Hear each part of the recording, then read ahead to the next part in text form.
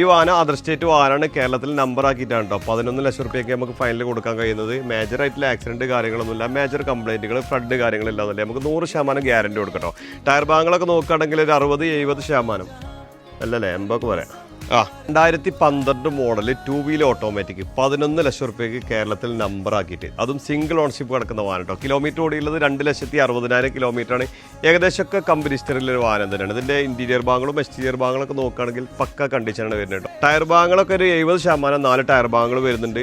ഇതൊരു metallic blue കളറിലാണ് വരുന്നത്. ബോഡി കാര്യങ്ങളൊക്കെ നോക്കുകയാണെങ്കിൽ പക്ക കണ്ടീഷൻ തന്നെയാണ്. അത്രയും നീറ്റ് ആൻഡ് ക്വാളിറ്റിയിലാണ് ബോഡി കാര്യങ്ങൾ മൊത്തത്തിൽ വരുന്നത്. ഹെഡ്ലൈറ്റ് കാര്യങ്ങളൊക്കെ അത്യാവശ്യം നല്ല ക്വാളിറ്റി തന്നെ ഉള്ളത്. ഫ്രണ്ടേജ് ഭാഗത്ത് ബമ്പർ കാര്യങ്ങളൊക്കെ അത്യാവശ്യം നല്ല വൃത്തി തന്നെ അല്ലേ കേട്ടോ. ഗ്രില്ലും കാര്യങ്ങളൊക്കെ പക്ക കണ്ടീഷനാണ്.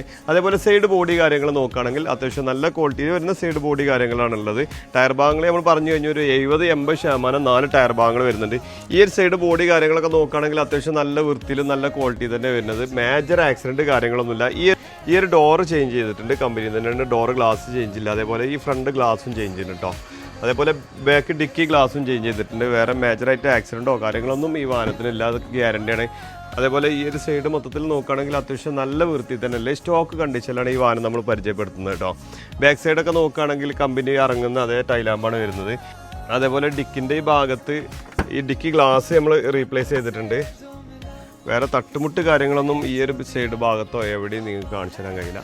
ഈ ഒരു ഡിക്കിൻ്റെ ഈ ഒരു ഭാഗത്ത് ചെറിയൊരു വർക്ക് എടുത്തിട്ടുണ്ട്. മേജർ തട്ടുമുട്ട് കാര്യങ്ങളൊന്നുമില്ല. ഈ ഒരു സൈഡ് വണ്ടീൻ്റെ ബോഡീൻ്റെ ഈ ഭാഗത്തോ ഏതൊരു ഭാഗത്തും നിങ്ങൾക്ക് ആക്സിഡൻറ്റ് കാര്യങ്ങളൊന്നും ഈ വാഹനത്തിൽ കാണിക്കാൻ കഴിയില്ല കേട്ടോ.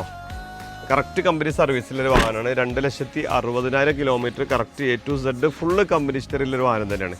അതേപോലെ ഈ ഒരു സൈഡ് ബോഡി കാര്യങ്ങൾ നോക്കുകയാണെങ്കിൽ പ്രത്യേകിച്ച് പറയേണ്ട ആവശ്യമില്ല. ഓൾമോസ്റ്റ് എല്ലാ സൈഡും പക്ക കണ്ടീഷനാണ് വരുന്നത് കേട്ടോ. പിന്നെ ഈ വാഹനം 7 സീറ്റ് വാഹനമാണ്. ബക്കറ്റ് സീറ്റാണ് ബാക്ക് ഭാഗത്തും ചെയ്തിട്ടുള്ളത് കേട്ടോ.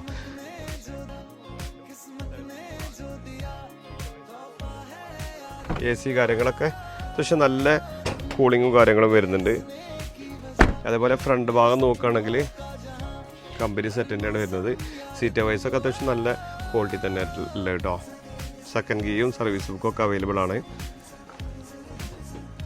അതേപോലെ ഈ വാഹനത്തിൻ്റെ എഞ്ചിൻ ഭാഗത്തേക്ക് വരുമ്പോഴേ, അതേപോലെ ഇതിൻ്റെ എഞ്ചിൻ്റെ അപ്രോണിൻ്റെ സൈഡാണ് ഈ കാണിക്കുന്നത്. ഈ ഒരു ഭാഗത്തൊന്നും എവിടെയും തട്ടുമുട്ട് കാര്യങ്ങളൊന്നുമില്ല. ഫ്രണ്ടേജ് ഭാഗങ്ങളൊക്കെ പക്കയുണ്ട്. അതേപോലെ എഞ്ചിനൊക്കെ നമുക്ക് ഗ്യാരണ്ടി കൊടുക്കാം. നിങ്ങൾ കൊണ്ടുപോയി ചെക്ക് ചെയ്തിട്ട് മേജർ എന്തുണ്ടെങ്കിലും റിട്ടേൺ ചെയ്യാനൊരു ഓപ്ഷനും ഉണ്ട് കേട്ടോ. അതേപോലെ ഫ്രണ്ട് ഭാഗത്തൊന്നും എവിടെ മേജറായിട്ടുള്ള ആക്സിഡൻറ്റ് കാര്യങ്ങളൊന്നും ഏതൊരു ഭാഗത്തും നിങ്ങൾക്ക് കാണിച്ചു തരാൻ കഴിയില്ല. അപ്പോൾ ഈ വാഹനം നിലവിൽ സിംഗിൾ ഓണർഷിപ്പ് കിടക്കുന്ന വാഹനമാണ്. കിലോമീറ്റർ 2,60,000 കിലോമീറ്റർ ആണ് കേട്ടോ. ഈ വാഹനം കേരളത്തിൽ നമ്പർ ആക്കിയിട്ട് നമുക്ക് 11 ലക്ഷം റുപ്യ കൊടുക്കാം. കൂടുതൽ വിവരങ്ങൾക്ക് താഴെ കാണുന്ന നമ്പറിൽ ബന്ധപ്പെടുക.